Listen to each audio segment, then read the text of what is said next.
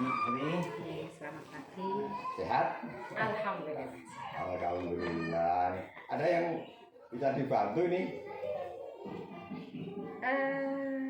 Untuk observasi. Oh ya, kesepakatan minta kesepakatan ya. Nah, untuk kesepakatan ini mungkin ada yang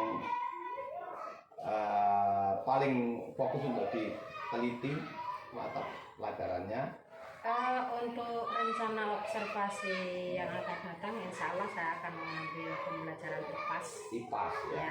IPAS itu di jadwal saya hari Rabu. Hari Rabu jam 1, pertama, kedua, dan ketiga. Ya. Dan nantinya di hari Rabu itu untuk program saya sampai pada tujuan pembelajaran menganalisis hubungan antar makhluk hidup pada suatu ekosistem dalam bentuk jaring-jaring makanan. Ya. Jadi nanti rencana saya nanti pada pembelajaran tersebut menurut modul ajar saya yang sudah saya sediakan itu nanti di sana saya akan menyampaikan yang pertama tentang arti daripada jaring-jaring makanan tersebut. Jaring-jaring makanan. Iya. Ya. Untuk awal mulanya. Ya. Untuk pembelajarannya ada kendala-kendala yang biasa sering terjadi di dalam situasi kelas? Masih ada, karena masih di awal tahun ajaran baru, masih beberapa hari kita melakukan pembelajaran secara efektif. Jadi untuk kelas 5 khususnya ini di sini masih saya mempelajari tentang karakter-karakter sifat anak yang masih baru saya pegang. Jadi di sana memang masih ada beberapa anak itu yang penerapan disiplin dalam belajar itu masih kurang. Jadi masih saya bantu, istilahnya masih saya arahkan dengan cara saya membuat kesepakatan kelas. Jadi di dalam kelas itu sebelum pembelajaran dimulai memang sengaja saya sampaikan kesepakatan kelas kita saat belajar ini apa dulu yang kita sepakati. Jadi nanti anak bisa menerapkan kesepakatan yang sudah disepakati bersama. Dengan adanya kesepakatan. Tujuannya apa untuk kesepakatan itu? Dalam rangka misi apa? Putri menanamkan kesepakatan kelas itu.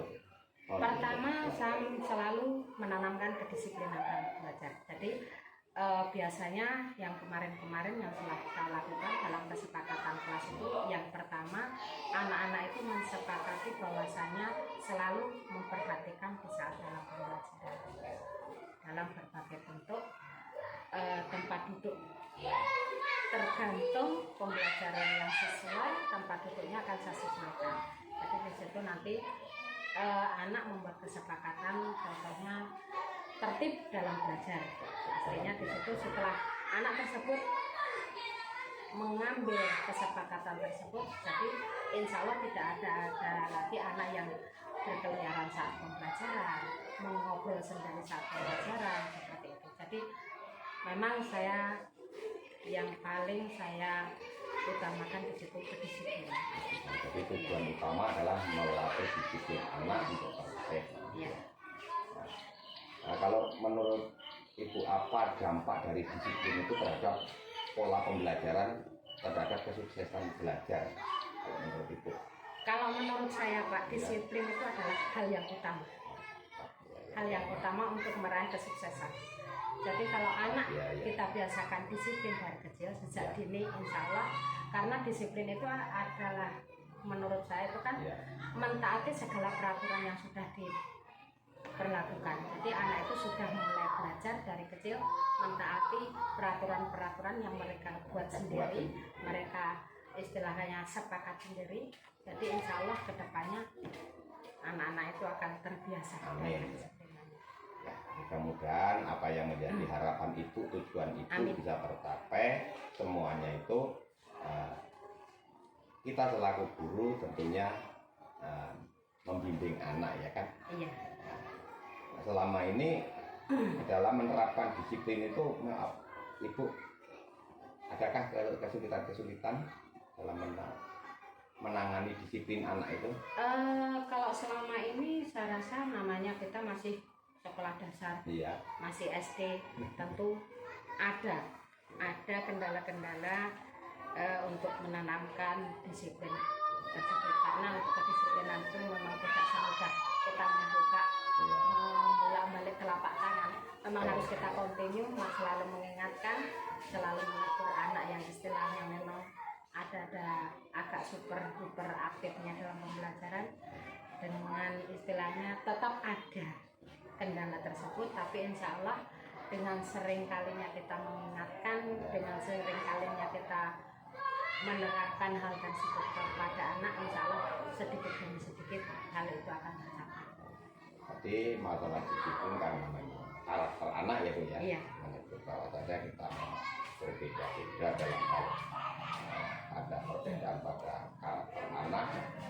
Jadi untuk menerapkan disiplin ini bagaimana, apa tindakan ibu yang paling tepat untuk mengatasi terhadap perbedaan itu?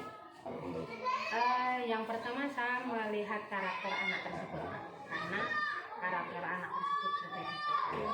Ada yang dengan 1-2 kali kita istilahnya kasih pengarahan, anak tersebut bisa menerapkan disiplin. Tapi ada juga beberapa anak itu yang memang kita harus ekstra.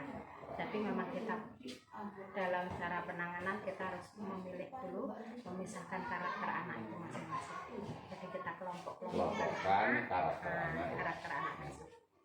Kalau ada anak yang mengalami kesulitan belajar, ada yang mengalami kesulitan dalam sosial, itu apa langkah itu yang paling utama harus dilakukan? Saya adakan pendekatan terhadap anak tersebut, entah waktu di jam kosong, entah pada waktu istirahat. Saya berusaha menyisihkan waktu untuk mengadakan pendekatan terhadap anak tersebut. Pendekatan itu bagus. Iya. Karena memang kunci utama kita adalah untuk mendekati, mencari, menggali sumber dari segala permasalahan. Baik.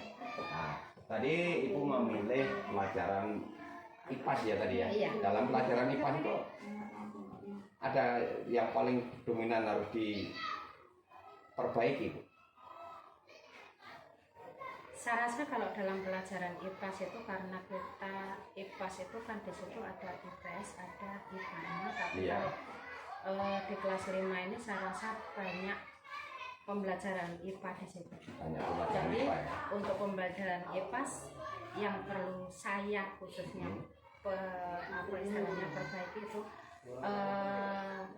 pada saat memberikan pelajaran anak itu banyak harus prakteknya. Prakteknya. Ya, Ya. prakteknya.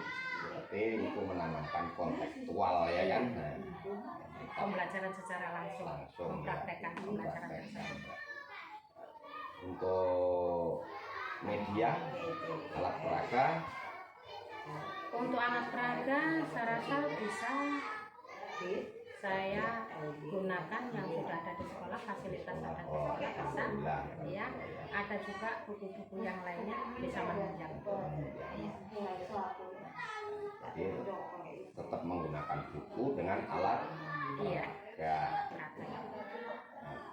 Untuk buku ini, untuk kelas 5 sudah terpenuhi. Alhamdulillah sudah Berarti untuk literasi sudah ada. Alhamdulillah.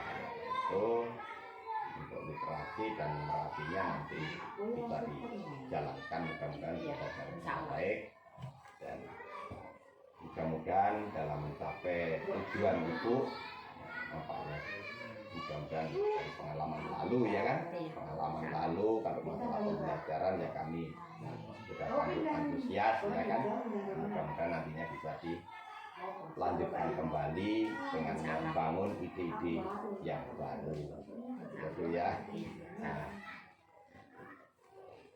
nah untuk apa tadi, penanaman apa itu, untuk penanaman disiplin ya kan, dengan proses dalam proses pembelajaran itu dimasukkan ke rencana nggak?